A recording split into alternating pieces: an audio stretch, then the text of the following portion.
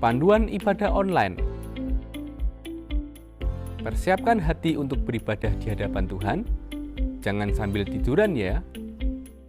Persiapkan tempat yang tepat. Disarankan memakai ruang keluarga. Hindari gangguan notifikasi handphone. Persiapkan waktu untuk fokus beribadah. Jangan selfie, komen-komen, atau ngobrol sendiri. Pakailah pakaian yang sopan, yang menunjukkan sikap hormat beribadah. Persiapkan hati anak-anak untuk ibadah bersama, jangan sambil makan.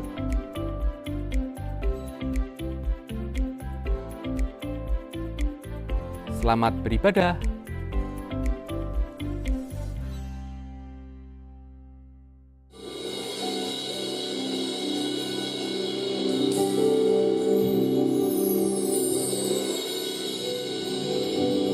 Shalom.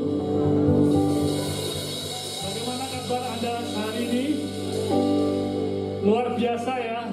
Kita percaya bahwa pagi ini adalah pagi yang diberkati Tuhan. Kita dibawa Tuhan masuk dalam hadirat-Nya. Dan Tuhan akan melakukan perkara yang luar biasa atas kehidupan kita. Sebab itu kita akan memberi yang terbaik buat Tuhan. Lewat ucapan syukur, lewat penyembahan kita, hati kita yang tulus di hadapan Allah akan membawa dampak yang besar bagi kehidupan rohani kita, bahkan jasmani kita. Kita akan berdoa terlebih dahulu. Bapa di surga, kami bersyukur dan berterima kasih untuk kebaikan Tuhan lewat kehidupan kami sampai pada saat ini. Kalau saat ini kami boleh bersama-sama memuji, memuliakan nama Tuhan, beribadah di tempat ini, itu bukan karena kuat dan gagah kami, tetapi karena anugerah Tuhan yang besar dalam kehidupan kami. Dan kami pada saat ini mempersiapkan diri kami untuk kebenaran firman Tuhan, untuk hadirat-Mu yang besar, supaya kehidupan kami akan membawa dampak yang besar bagi dunia ini. Kami berdoa di dalam nama Tuhan Yesus Kristus.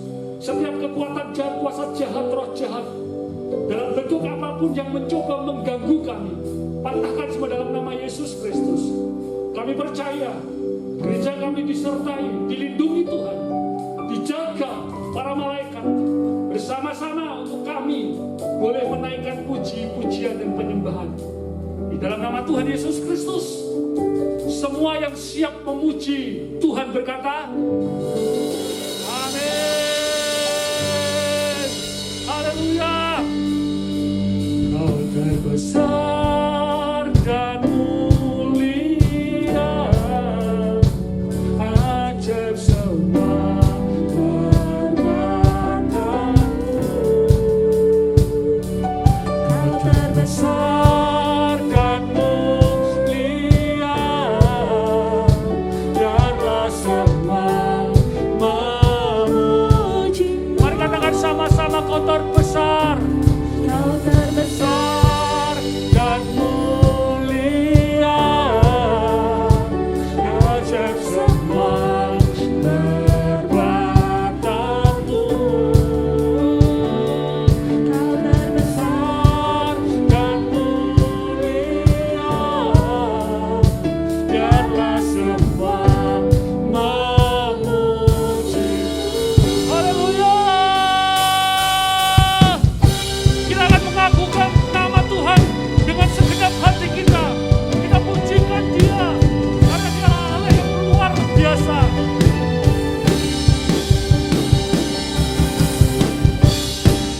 Haleluya.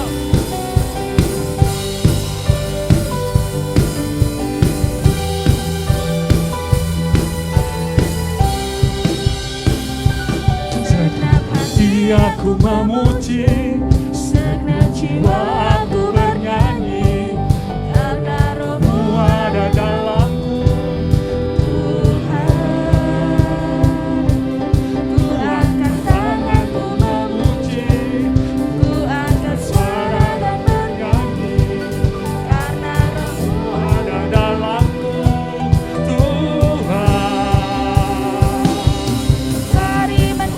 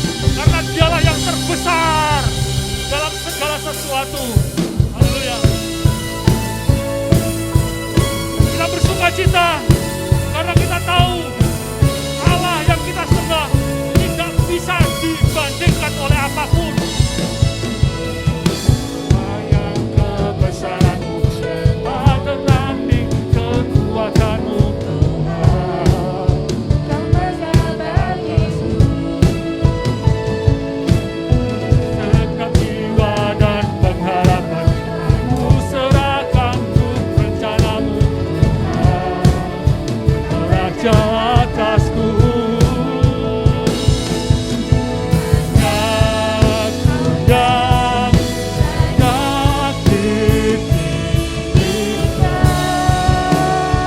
Katakan sama-sama.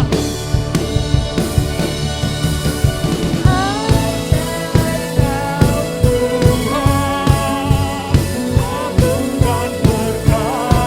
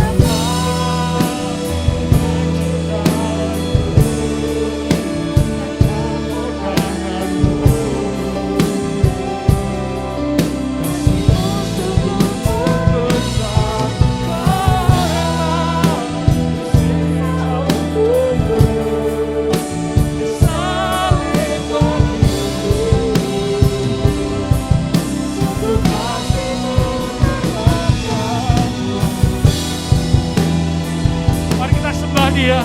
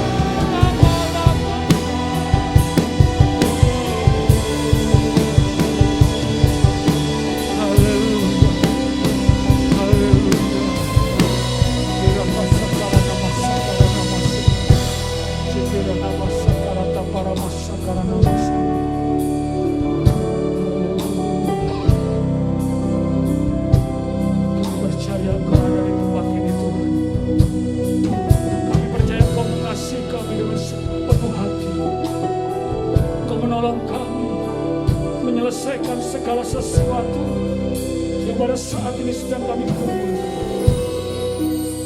Persilakan hamba-Nya untuk sampaikan firman Allah.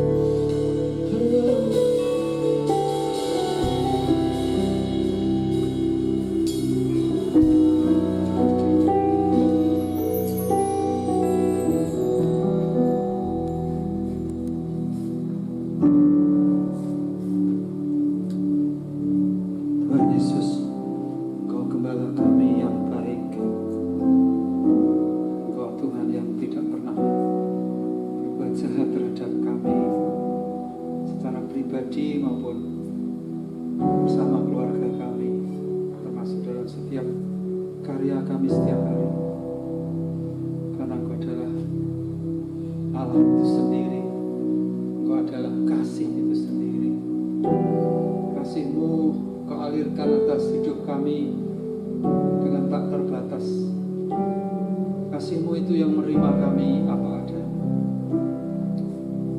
Engkau adalah keseluruhan hidup kami sepenuhnya dalam hidup ini. Pagi hari ini kami boleh datang ke rumah-Mu untuk menikmati bait-Mu, menikmati kasih-Mu, menikmati kuasa-Mu, menikmati firman-Mu, menikmati suasana surga, menikmati berfellowship dengan saudara-saudara seiman kami. Tuhan, ampuni segala sesuatu yang sudah kami lakukan selama sepekan yang tidak berkenan kepada-Mu. Kuduskan kami, Engkau urapi kami. Mari Tuhan, seluruh bagian hidup kami tidak ada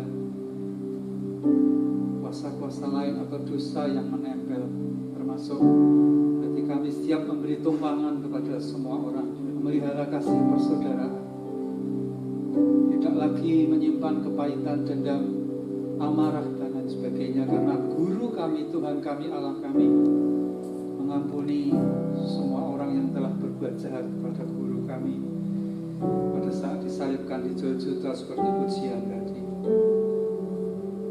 Urapi waktu ini ya Roh Kudus, urapi kami semua, hamba-Mu juga sembunyikan di belakang salib-Mu.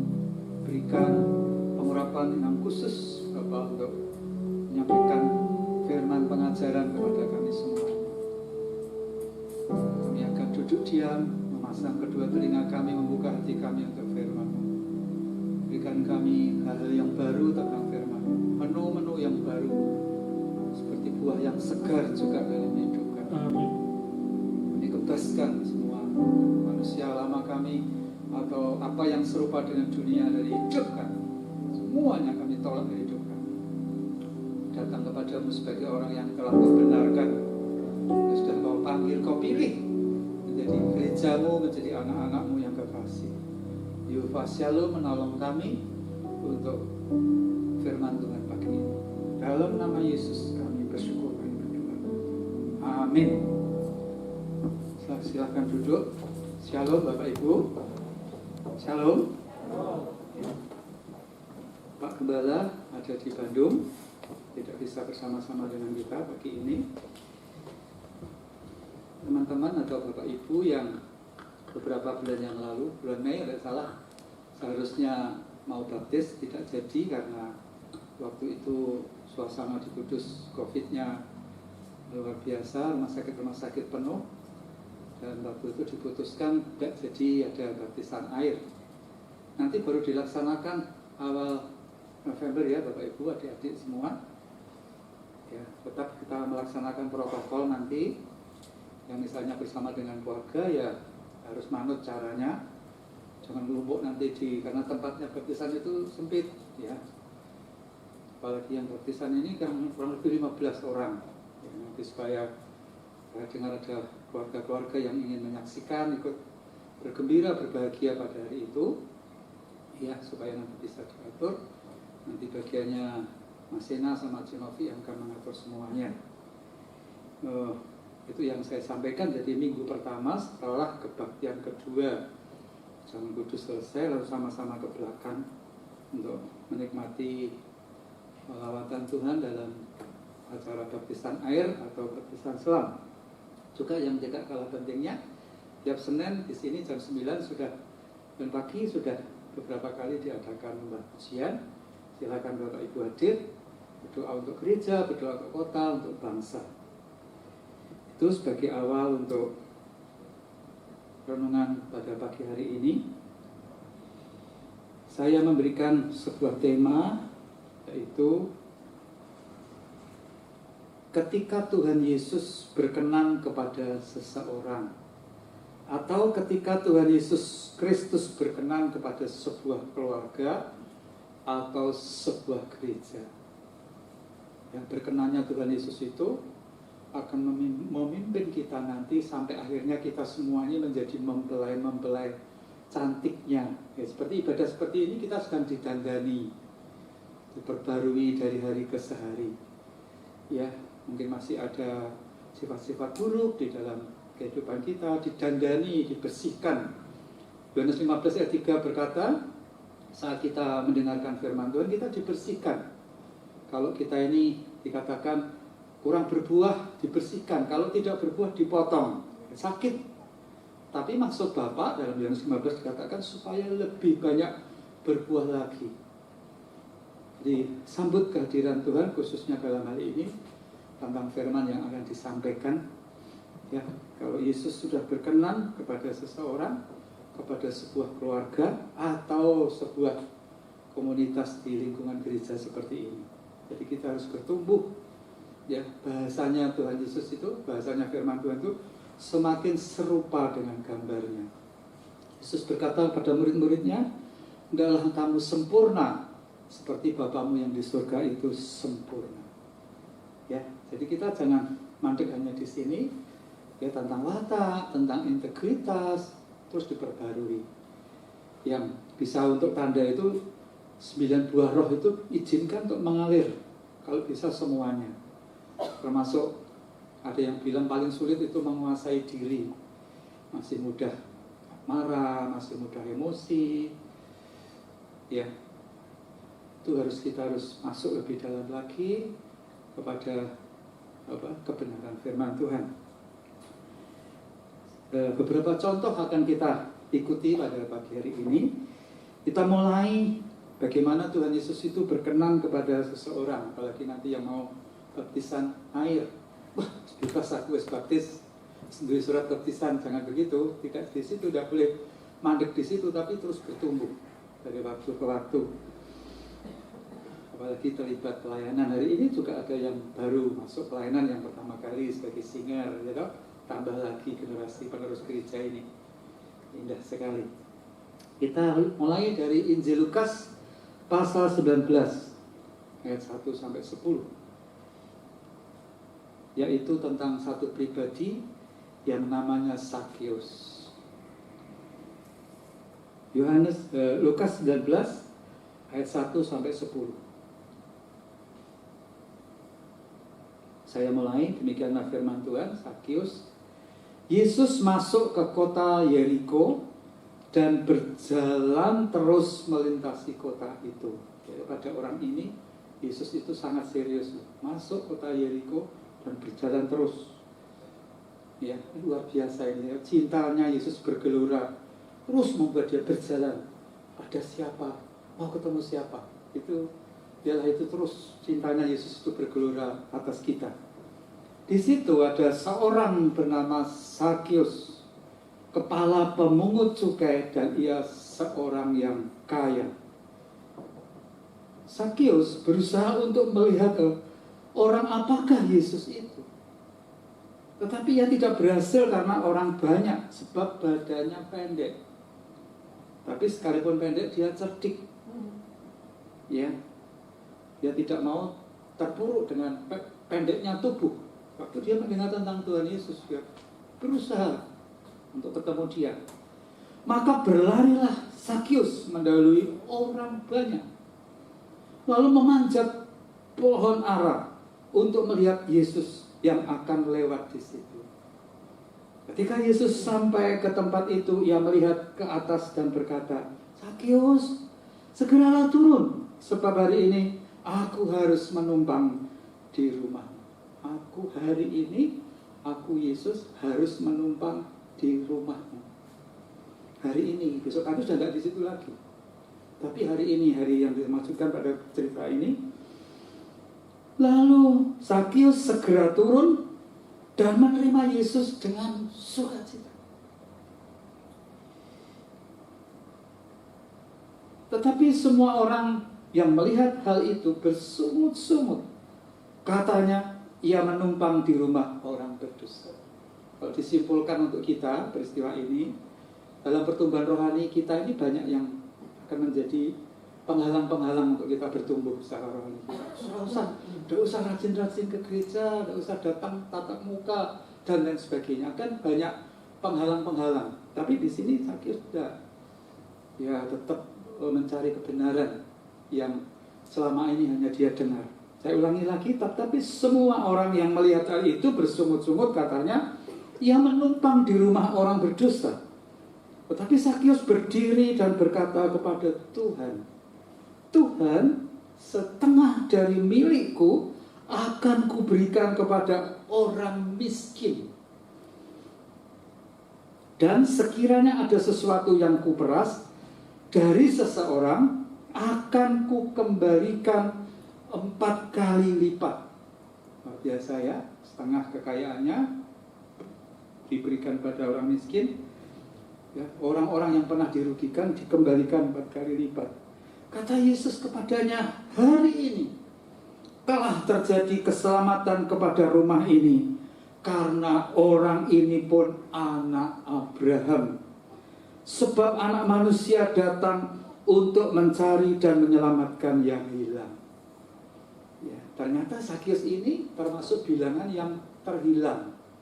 Itulah Yesus tadi, mengapa dia bergopoh-gopoh segera mungkin masuk kota Yeriko, masih masuk lagi yang ke tempat yang dia harus ketemu dengan satu pribadi. Jemaat yang dikasihi Tuhan, saya lengkapi di sini, siapakah Sakyus?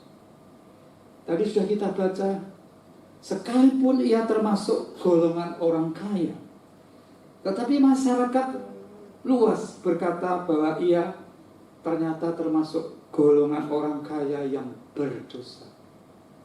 Tadi kan ada orang-orang yang komplain, toh, wah ini guru tidak tahu kalau orang ini, ya memang orang kaya, tetapi dia ini orang berdosa.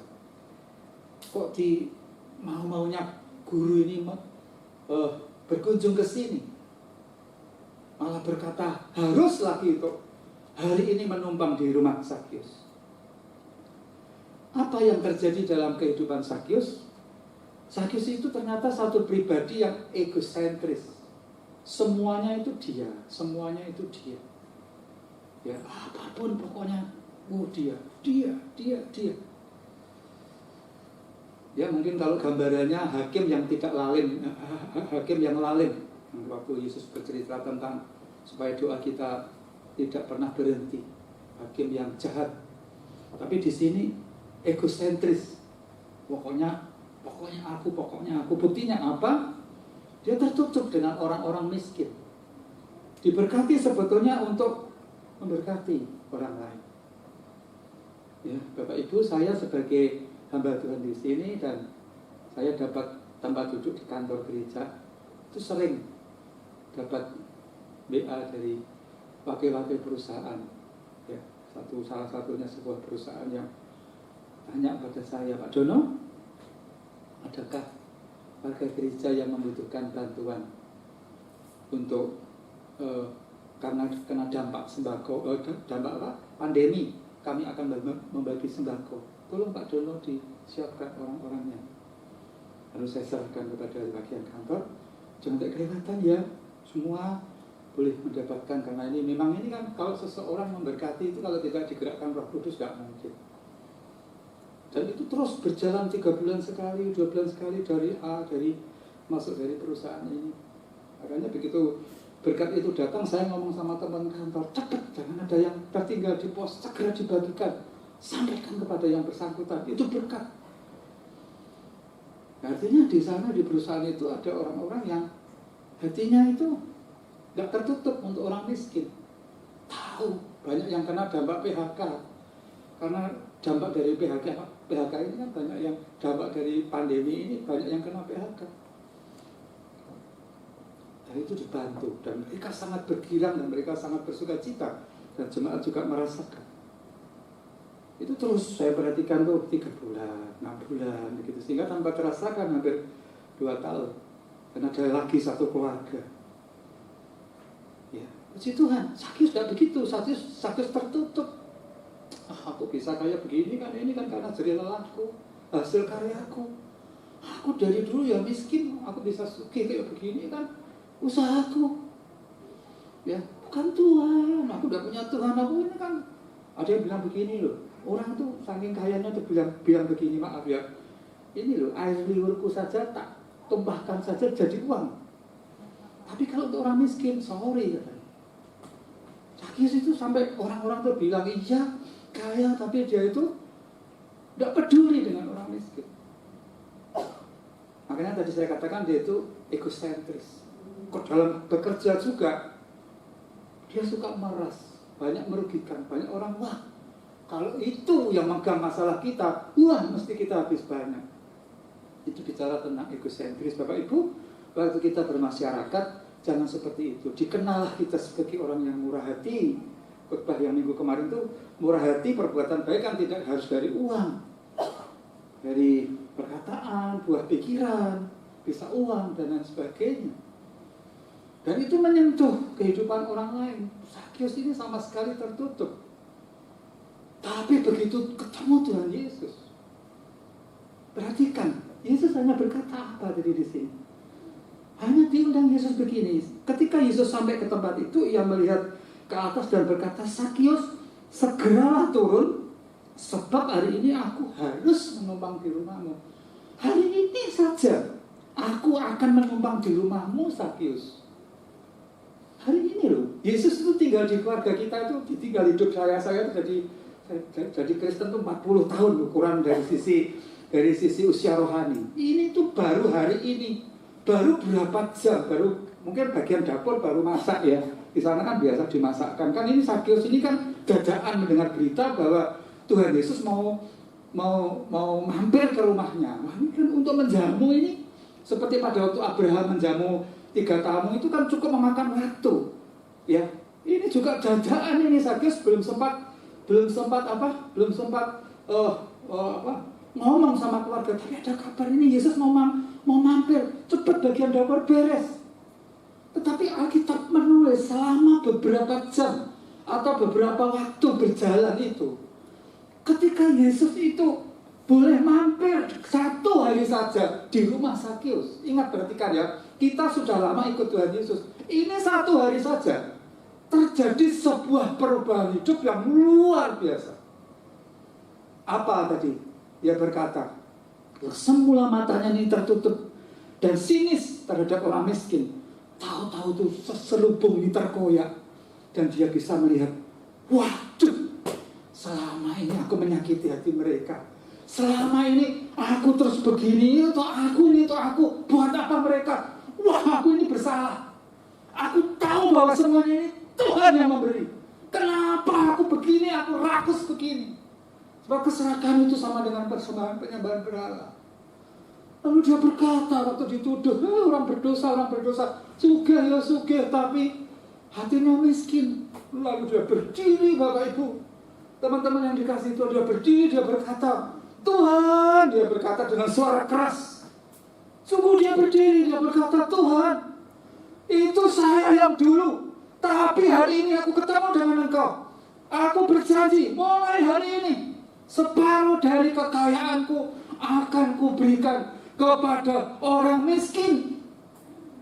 Sekiranya ada orang yang pernah aku peras, aku kembalikan 4 kali lipat.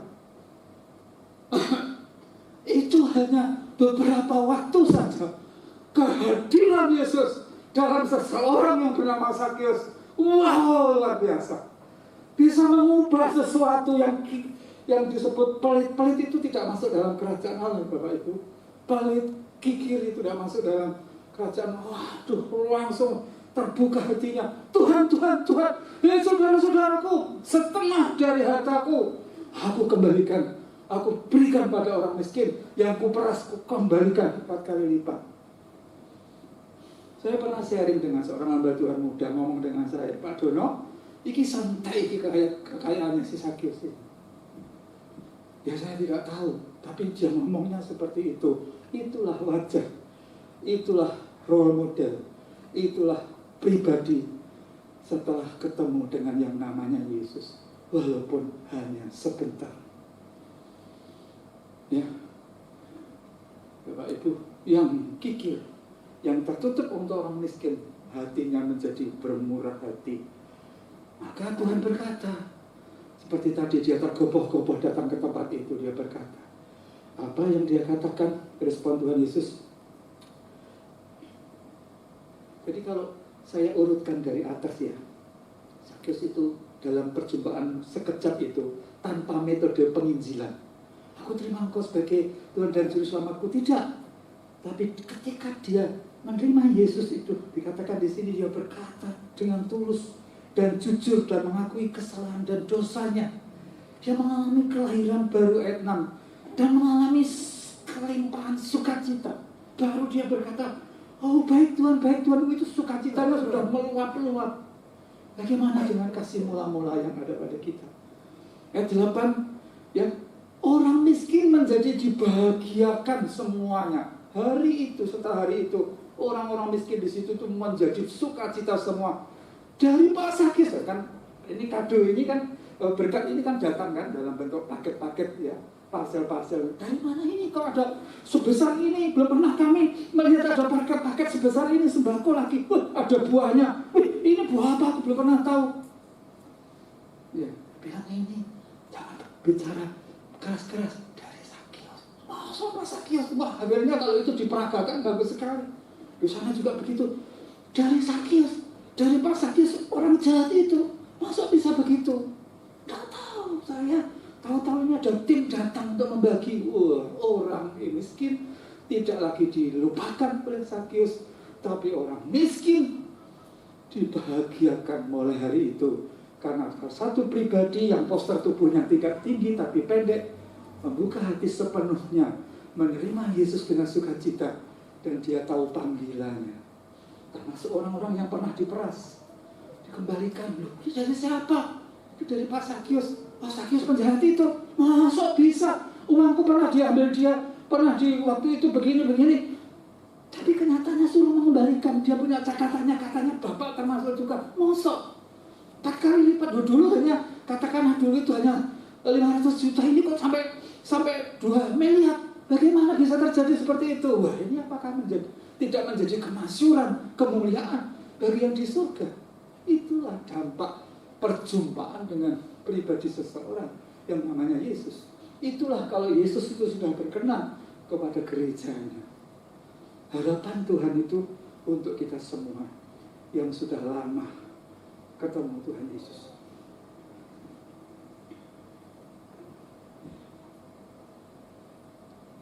Sekarang kita dengar pernyataan Tuhan Yesus. Ya, Yesus berkata, ia berhak menerima keselamatan yang kekal, dan ia termasuk yang hilang. Kalau di sini kan pernyataannya kan, hari ini telah terjadi keselamatan kepada rumah ini, karena orang ini pun anak Abraham. Luar biasa ya.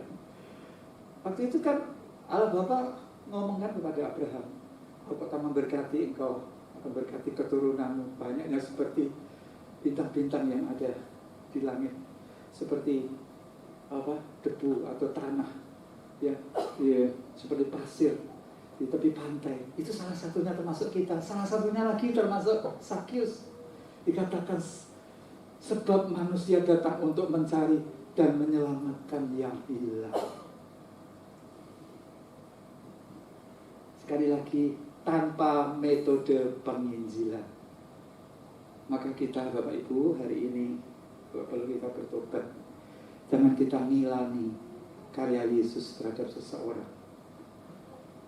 Saya ketemu dengan satu keluarga, seorang bapak, hidupnya gelap, tapi ketika dia ngerti dan waktunya untuk kembali kepada Sang Juru Selamat, yang pernah waktu kecil dia sekolah minggu, di sekolah minggu itu pernah jadi raja dan ratu, yang temannya jadi ratu, ya saya ada fotonya itu, ya itu jadi rajanya, ya. Tapi dalam perjalanan karena pergaulan buruk jatuh, bekerja, aduh sangat dalam jatuhnya. Tapi suatu saat mulai sadar, terbuka hatinya, ya mulai berpikir yang ada Tuhan yang akan bisa menolong saya.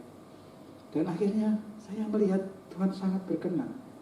Dan Tuhan mulai memberkati pekerjaannya. Walaupun pekerjaan itu pekerjaan yang sangat sederhana. Tapi kalau Tuhan yang membuka, yang dikatakan kalau Tuhan sudah membuka, tidak ada yang bisa menutupnya. Yesus ada di dalam keluarga kita. Jangan dihalang-halangi bagaimana dia akan berkarya dalam hidup kita pada hari-hari ini di tengah-tengah situasi pandemi. Contoh yang kedua adalah di dalam Yohanes pasal yang keempat. Di dalam Yohanes pasal yang keempat, ceritanya hampir sama.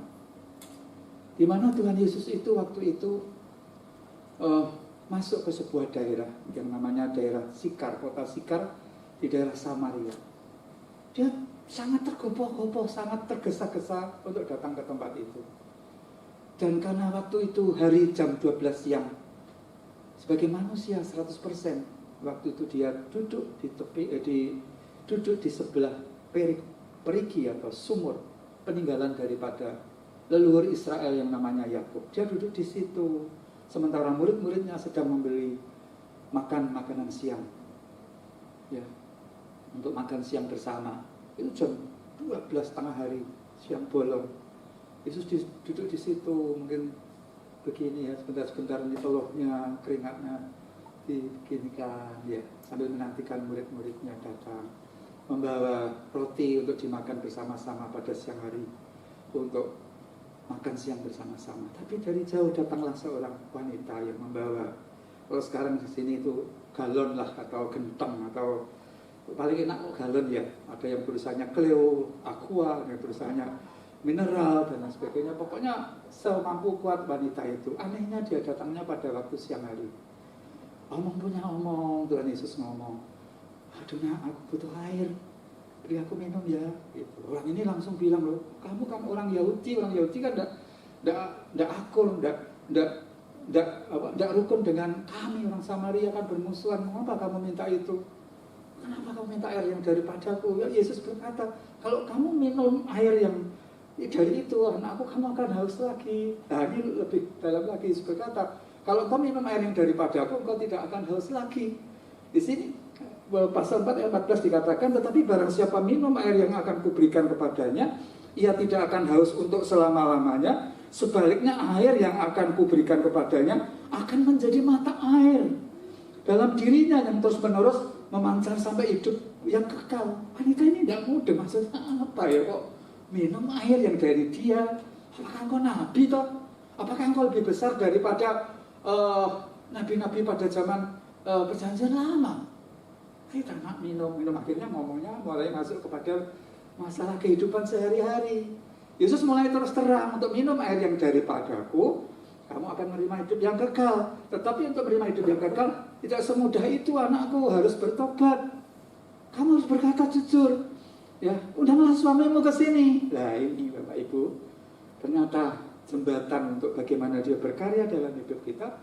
Lalu wanita ini mulai berkata sejujur-jujurnya, ya, dia berkata dengan tulus, ya, mengaku dia berkata dengan jujur, mengakui dirinya bahwa dia adalah orang yang kotor, bahwa dia adalah orang yang berdosa, sampai dia mengatakan, aku tidak punya suami, aku kumpul suami itu suami orang lain. Yesus berkata tepat. Orang yang keenam itu pun bukan suamimu. Dalam hal ini Yesus berkata, kamu berkata jujur, kamu berkata apa adanya, dan kau transparansi di hadapanku. Luar biasa kamu nak. Ya, apa yang terjadi setelah itu? Pribadi ini mengalami kelahiran baru. Dia mengalami sukacita. Sukacita di sini berbicara, dia dalam proses ini, proses interaksi pembicaraan ini, dia mengalami kelahiran baru. Dia bertemu dengan Tuhan secara pribadi, dosanya diampuni. Yang merahnya seperti kain kirmisi, oleh Yesaya dikatakan, ya, akan diputihkan seperti salju, seperti bulu domba. Dosanya dibuang sejauh timur dari barat, dibuang ke tubir-tubir laut. Itulah yang dialami oleh wanita atau perempuan ini. Dia dibenarkan, dia dilayakkan, diganti dengan sukacita yang berlimpah-limpah. Wah, meluap-luaplah sukacitanya. Lalu dia berkata, guru, kalau begitu aku sekarang dibenarkan. Gurunya menjawab, bahkan kamu mulai hari ini kamu jadi penyembah Bapa dalam roh dan kebenaran. Jadi yang menyembah Bapa dalam roh dan kebenaran yang pertama kali itu wanita ini. Karena ungkapan itu dimulai dalam Yohanes pasal yang keempat.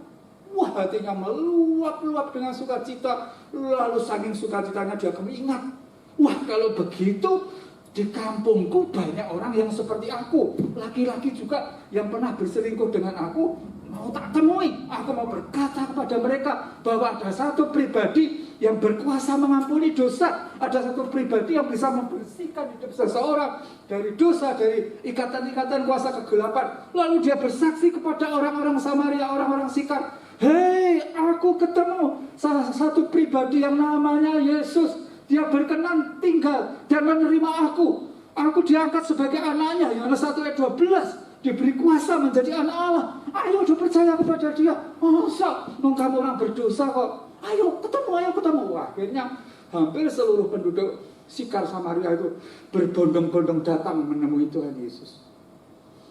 Disebutkan para tokoh teologi berkata dia adalah penginjil yang pertama. Lalu semua orang mendengar apa yang diceritakan oleh Tuhan Yesus tentang jalan keselamatan. Yesus berkata, akulah jalan, akulah kebenaran, akulah kehidupan, akulah jalan, akulah kebenaran, akulah kehidupan. Tidak ada seorang pun sampai kepada Bapa tanpa melalui aku.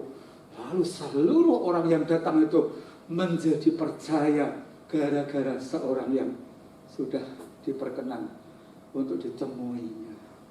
Hari-hari ini Bapak Ibu, di tengah-tengah situasi pandemi ini, buka hati dan kehidupan. Ada satu pribadi yang luar biasa, yang wow, yang mempesona, yang bisa mengubah hati seseorang, mengubah keluarga, yang mau mengangkat mereka yang mau bertobat. Ya, sampai dikatakan sekalipun kamu jatuh, tidak dibiarkan tergeletak, tangan Tuhan mengangkat. Sampai dikatakan buluh yang patah terkulai, tidak dibiarkan buluh atau bambu itu terkulai, ditegakkan kembali. Sumbu yang bintip-bintip mau mati dibersihkan, tempatnya lampu itu diisi penuh dengan minyak seperti gadis yang bijaksana itu. Lalu lampu itu nyalanya lebih lagi. Itu yang dilakukan Tuhan Yesus Kristus. Kita dibuat semakin serupa dengan gambarnya pada hari-hari yang terakhir ini, pada hari-hari kedatangan yang kedua kali.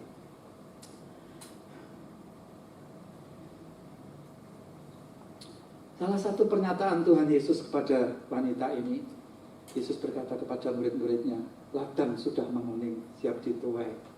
Ternyata wanita ini termasuk ladang yang siap dituai, dan banyak sekali di kota ini. Ya, makanya mari kita membawa Yesus kepada mereka. Yang ketiga, Bapak Ibu, ini tidak kalah luar biasanya. Di dalam pasal berikutnya, pasal yang kelima, Yohanes 5, tentang si lumpuh di kolam Bethesda. Ya, ceritanya juga sama. Yesus itu harus segera masuk ke Yerusalem, dan Yesus masuk ke Yerusalem. Pada waktu sampai di Yerusalem, mungkin perayaan Sabat belum dimulai seperti ini. Yesus menggunakan waktu, ya, dia hatinya tergelitik. Dia masuk ke sebuah tempat, ada sebuah tempat yang namanya kolam Bethesda. Yesus masuk ke situ, hatinya terus didorong oleh Roh Kudus.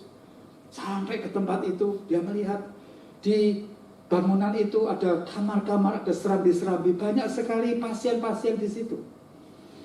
Ya, saudara ingat itu di YouTube itu ada pelayanan kesembuhan Pastor Andi Simon. Ya, banyak orang yang datang kepada beliau minta disembuhkan in the name of Jesus, katanya di situ. Dari situ per serambi, per kamar itu begitu banyak orang menantikan kesembuhan.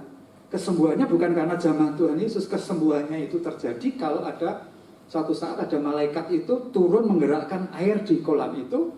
Ya, begitu air itu bergerak, siapa yang meloncat dulu akan sembuh. Dan orang ini selalu kalah dalam hal bersaing untuk melompat lebih dulu, karena dia sudah tidak ada keluarga yang menemani. Apalagi di situ banyak yang sakit, yang muda-muda, begitu langsung melompat dan orang itu dapat kesembuhan, orang ini tidak.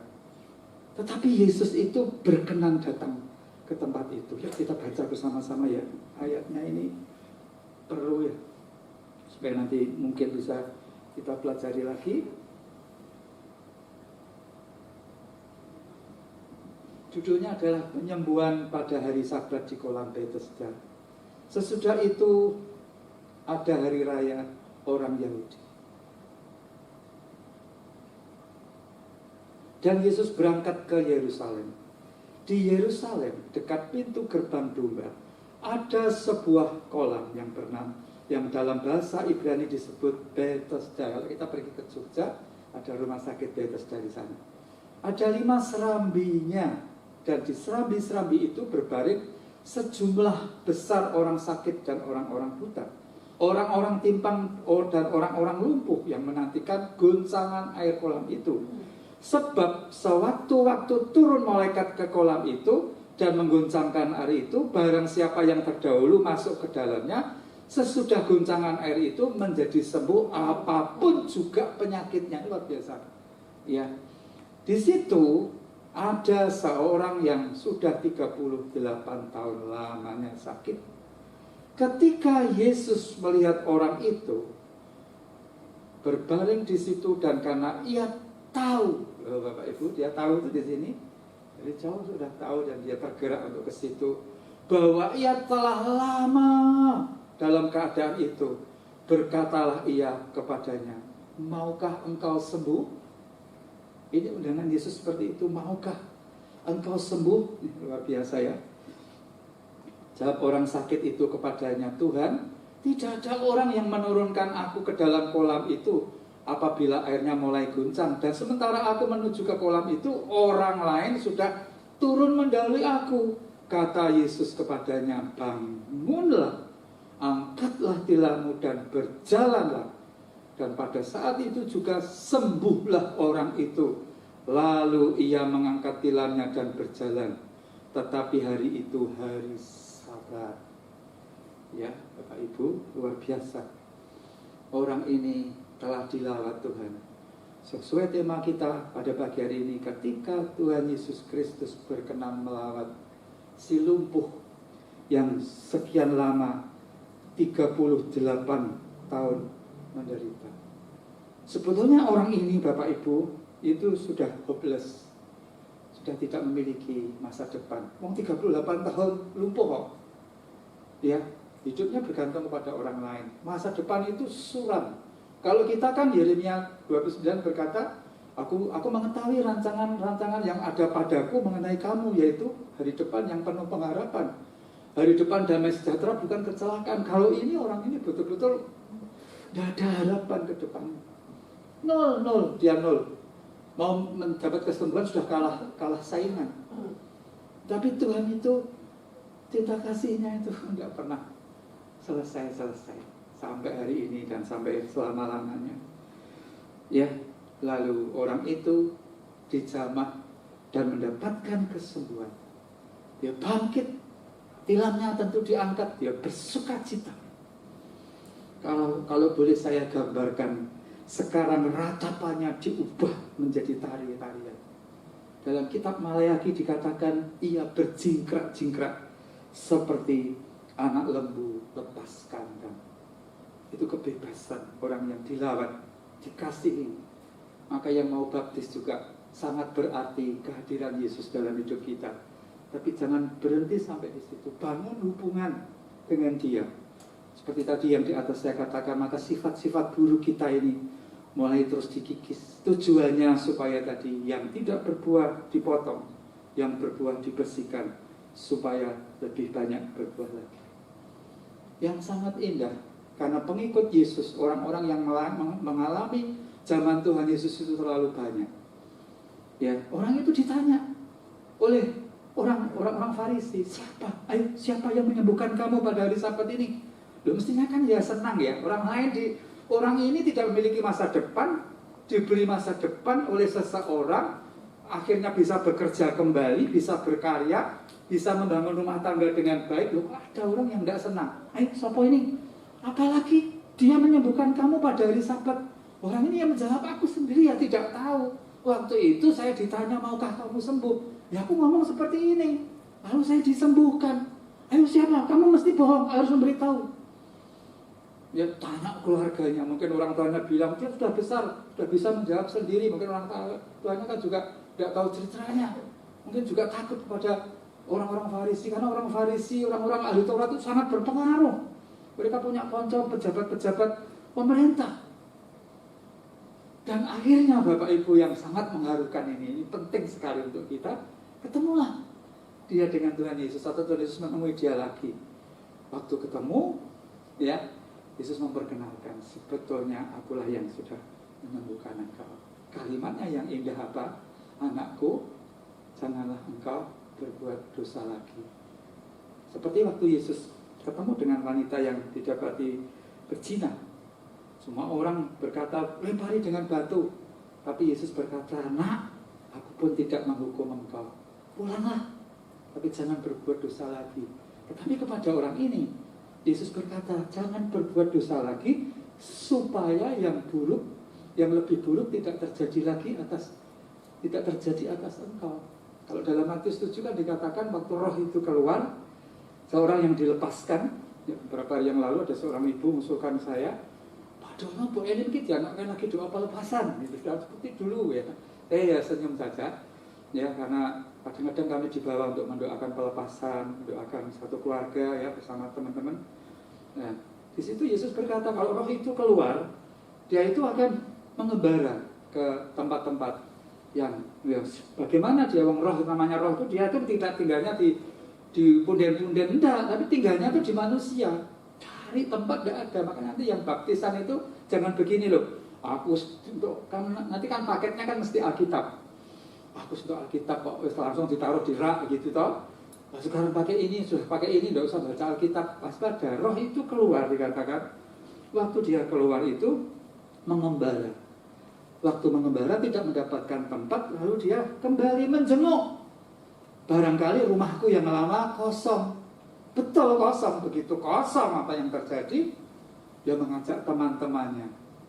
Sebanyak mungkin Alkitab Injil menulis 7 roh yang lebih jahat dari dia diajak datang masuk belum. Dikatakan keadaannya seperti yang dikatakan Tuhan Yesus pada orang ini, keadaannya semakin buruk, semakin jahat.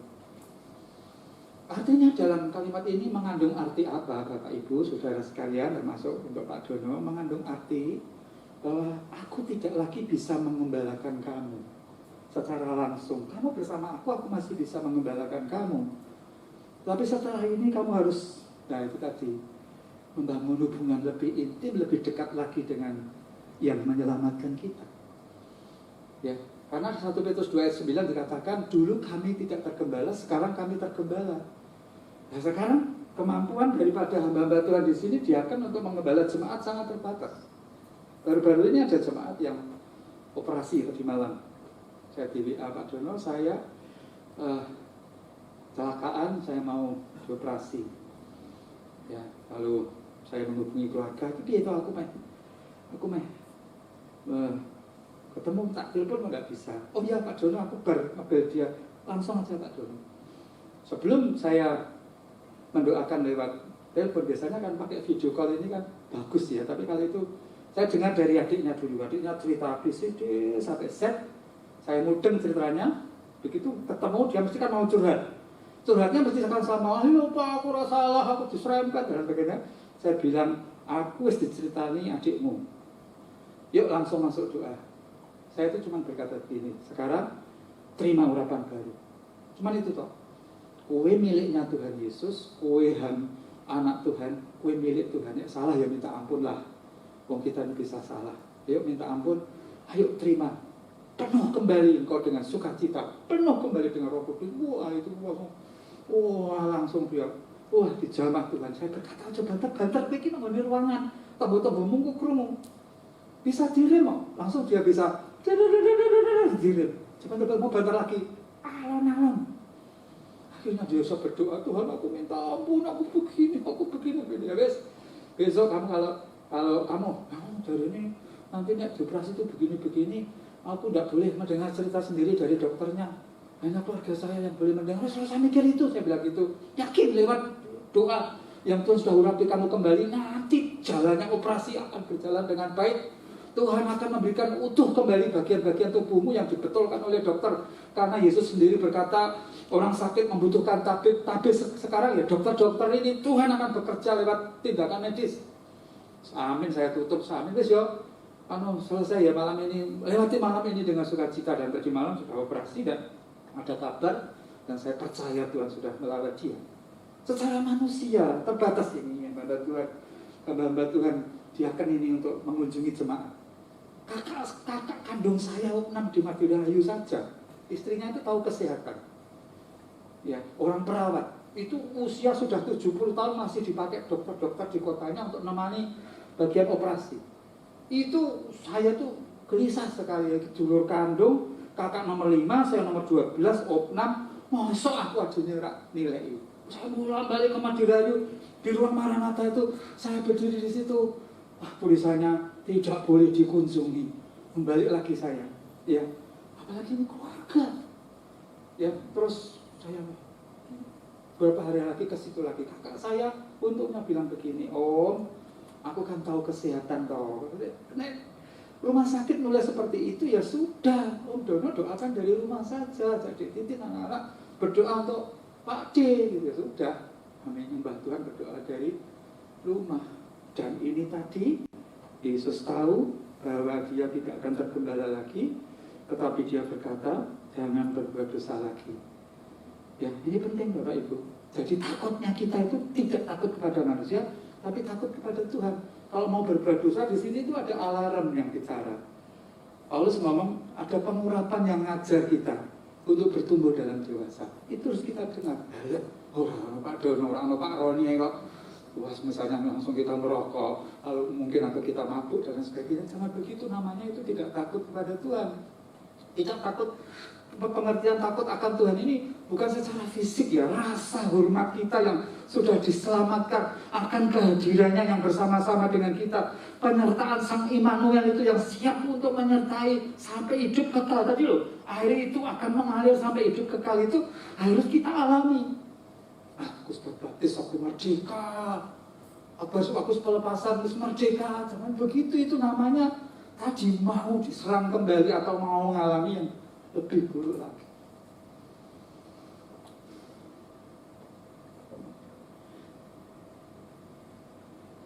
Kesimpulannya Bapak Ibu, mari kita semua tetap tulus dan jujur di hadapan Tuhan. Ya. Ketika Tuhan Yesus Kristus berkenan kepada seseorang, kepada sebuah keluarga, kepada gerejanya, responi bahwa dia sanggup mengubah. Sampai dikatakan, berubahlah oleh pembaruan budimu. Mulai dari mempersembahkan tubuh, lalu berubahlah oleh pembaruan budimu. Jangan kamu menjadi serupa dengan dunia ini. Ya, Bapak Ibu ya, Tuhan Yesus berkati. Kita nyanyikan sebuah pujian, janjimu seperti fajar pagi hari ini. Jadi untuk menjadi serupa dengan Dia, tidaklah kamu sempurna karena Bapamu itu, Bapa di surga itu sempurna, akan terjadi atas hidup kita selama kita menjadikan Yesus itu sebagai juru selamat dan Tuhan kita sehari-hari. Sama-sama belajar Bapak Ibu ya.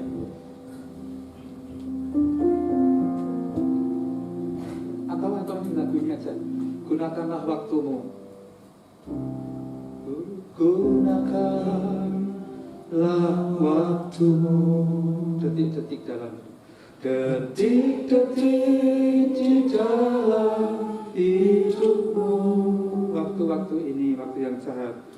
Waktu-waktu ini, waktu yang jahat. Sungguh-sungguh jahat. Sungguh-sungguh jahat.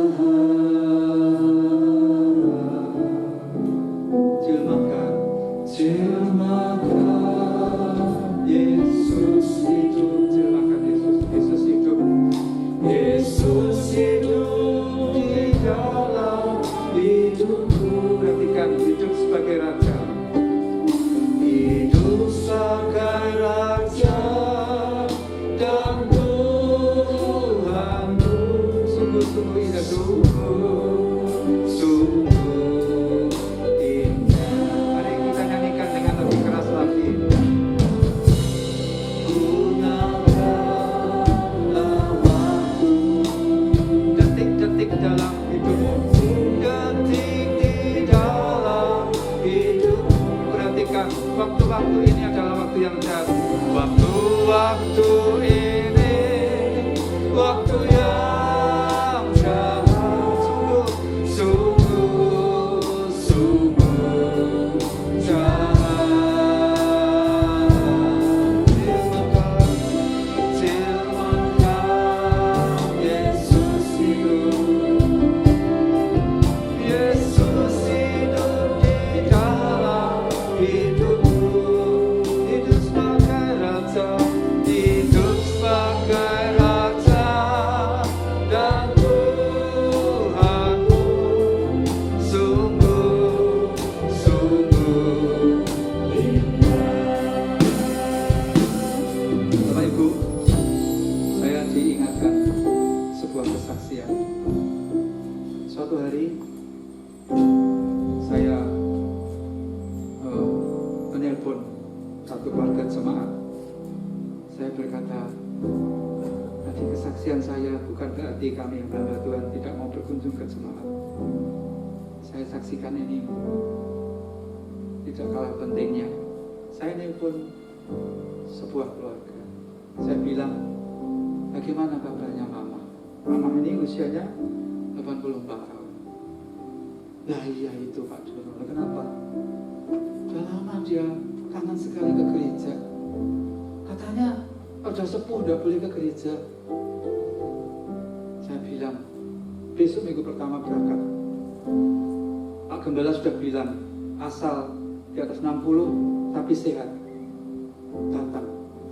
Saya bilang, 1 minggu ini saya ingat beliau terus. Bolehkah saya mengunjungi ke rumah? Oh, boleh Pak Dono. Saya mengajak teman-teman kantor gitar.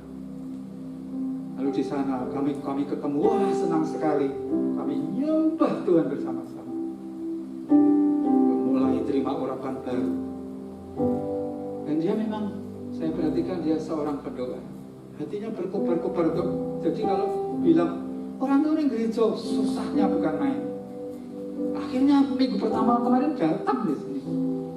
Wow, dia datang tuh tenang, enggak apa-apa tenang, tapi menghargai hadirat Tuhan, menikmati dia. Pak Ibu, supaya kita bisa mengerti bahwa inilah perjalanan waktu ini, hari-hari di luar semakin jelmakan Yesus. Tadi loh, sampai siapapun model orang-orang sing jelek itu dia tuh mau datang, dia berkenan. Kalau sudah mau berkenan itu dia seperti membeli presiden kita itu punya hak apa? Prerogatif. Dia bebas untuk dia ingin menyelamatkan siapa itu hanya dia. Dan disebut di dalam tema tahun ini, dia itu sudah memanggil kita, sudah memilih kita, itu hak dia. Hak kita jangan kita sia-siakan. Nyanyikan pujian ini Tuhan, aku sudah jauh daripada aku jelmakan, aku mohon kau tinggal dalam hidupku.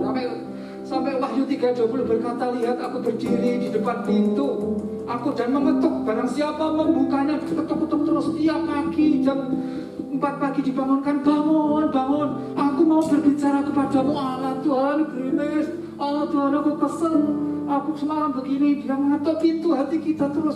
Bukankah aku sudah menjadi Tuhan dan Rajamu? Kenapa aku biarkan di rumah, jauh dari kehidupanmu, dari rumah tempat tinggalmu? Undang dia kembali.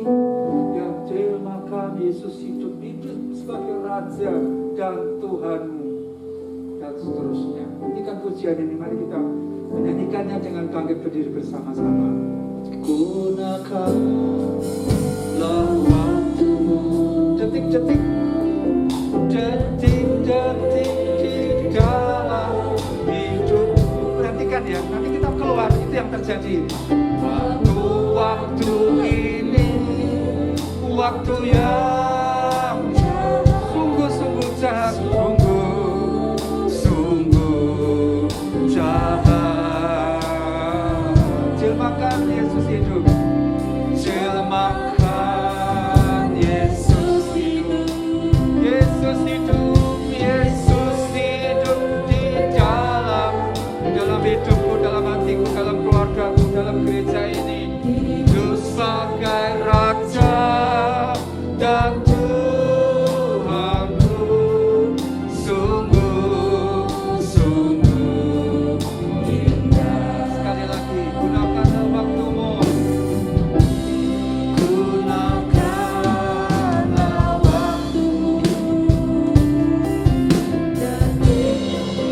di dalam hidupku. Waktu-waktu ini, waktu yang jauh. Nyanyikan sampai telinga kita mendengar, sampai iman kita dibangkitkan, melengkapi firman yang sudah kita dengar. Mari kita jelmakan Yesus. Maka yang muncul adalah pribadi Yesus yang sanggup mengubah hidup kita. Di dalam hidupku, hidup sebagai Raja dan Tuhanmu. Sungguh-sungguh indah, sungguh indah. Lebih keras lagi, jelmakan Yesus hidup. Mari kita buka hati kehidupan kita. Hidup di dalam hidup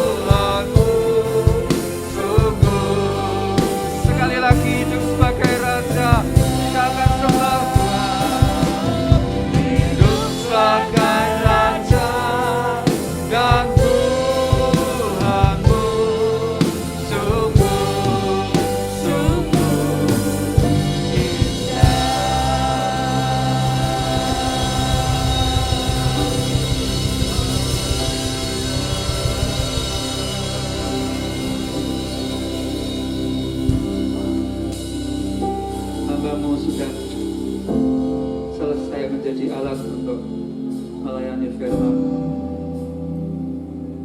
Roh Kudus bagian Dikau untuk meneruskan. Kami berbahagia punya Tuhan yang bertanggung jawab untuk masa depan rohani kami, secara mental, secara jasmani, secara materi, secara pribadi, dan bersama pasangan kami dengan keluarga kami, dalam pekerjaan, dalam pelayanan. Biarlah kami setiap hari, setiap waktu mengalami Tuhan, karena Tuhan kami jadikan sebagai gembala kami yang baik, Juru Selamat dan Tuhan kami. Betapa agung dan mulia dan hebatnya pribadi-Mu Tuhan Yesus. Semua orang, jikalau Engkau Tuhan sudah berkenan, akan mengalami pembaruan hidup yang luar biasa, seperti Sakyus, seperti perempuan Samaria, seperti si lumpuh 38 tahun, memberikan kepada mereka hari depan yang sangat-sangat membahagiakan. Paling tidak pagi ini kami disadarkan akan panggilan Tuhan dalam hidup kami, pilihan Tuhan dalam hidup kami, supaya kami didapati setia. Bahagianya orang yang sudah menjadi milik. Mari angkat tangan kedua tangan kita. Tuhan berkatilah keluarga lepas keluarga yang memiliki sebuah bisnis yang besar, yang menengah, yang kecil, yang pegawai biasa, yang ibu rumah tangga, yang pegawai kantor semua. Tambah mengucapkan supaya Tuhan memberkati. Seperti dalam Ulangan 28 ayat 1 sampai 13 atau 14. Berkat itu turun kepada saudara kami yang datang pagi ini, yang menghormati hari Sabat dengan penuh kehausan, penuh kerinduan, merayakan hari Sabat sebagai hari yang suci, hari yang kudus, hari yang mulia, hari kenikmatan Tuhan. Pagi ini sebelum mereka pulang, Bapa, sinari mereka dengan wajah kami semua. Ialah persekutuan yang manis dengan Roh Kudus yang menolong kami. Dan kami semua adalah keturunan Abraham. Dan kami pulang dengan Kau beri menerima kendaraan kemenangan untuk melintasi bukit-bukit pencobaan yang kami hadapi. Bahkan milik pusaka Yakub menjadi bagian kami. Kami bersyukur untuk rencana-Mu yang agung dan mulia yang Kau percayakan kepada kami. Baik yang melayani di panggung, baik Bapak Ibu Gembala dan keluarganya, Bapak Ibu Diaken dan keluarganya, para pekerja aktivis, keluarga yayasan, Bapak pengurus yayasan, keluarga BP, keluarga SD Lidya Kirana, keluarga SD Lidya Kirana Opik, KBV Dos TPA, semua yang terlibat menjadi keluarga yayasan Elim, Bapak. Biarlah Tuhan memberkati dimanapun kami beribadah di rumah Tuhan masing-masing. Biarlah Roh Tuhan menyertai, memimpin, perbarui kami terus dengan firman. Bapak, pada pagi hari ini Kau beri kami pengertian yang baru tentang takut akan Tuhan, bahwa kami harus mau tergembala oleh Engkau langsung, Bapak. Ya Bapak, tidak minta pujian manusia, tetapi Tuhan, kami persilahkan Kau menjelma menjadi satu dengan hidup kami. Dan kami pulang dengan berkat yang berlimpah-limpah, seperti Kau memberkati Yabes, Kau memberkati kami, memperluas daerah kami, Kau memberkati kami berlimpah-limpah. Tangan-Mu yang maha kuasa menjaga kami dari segala bentuk bencana, dari segala bentuk kecelakaan, bahkan penyakit tidak bisa menyentuh kami. Dan berkat kasih karunia atas nama Bapa, Putra dan Roh Kudus, di dalam nama Yesus kami terima secara berlimpah-limpah. Dan malaikat-malaikat Tuhan menjaga, berkemah, menjaga kami semua. Dalam nama Yesus kami bersyukur dan berdoa. Haleluya. Amin.